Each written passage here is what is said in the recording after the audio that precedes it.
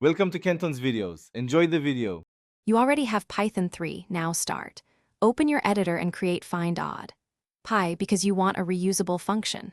First, decide the input type, one integer, a list, or a range, then write a small function header. Def is odd, n. Use the modulo operator n%2 to test parity since odd numbers give remainder 1. Once done, add simple input handling, parse an int or iterate a list. This gets you immediately into code and testing. You now implement the core logic and explain why choices matter. For single values, use n%2 equals 1 because modulo directly tests parity. Add try slash except to catch non-integers.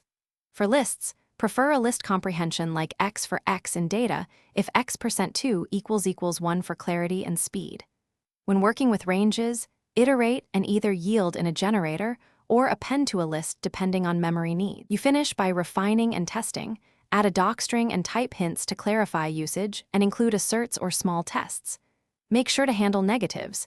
These still use n%2 equals 1 and reject or convert floats deliberately.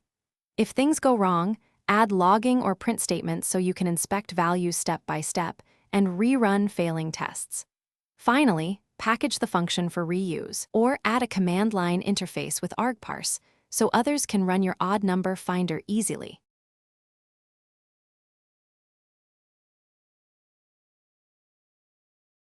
Thanks for watching. Consider subscribing if we helped you.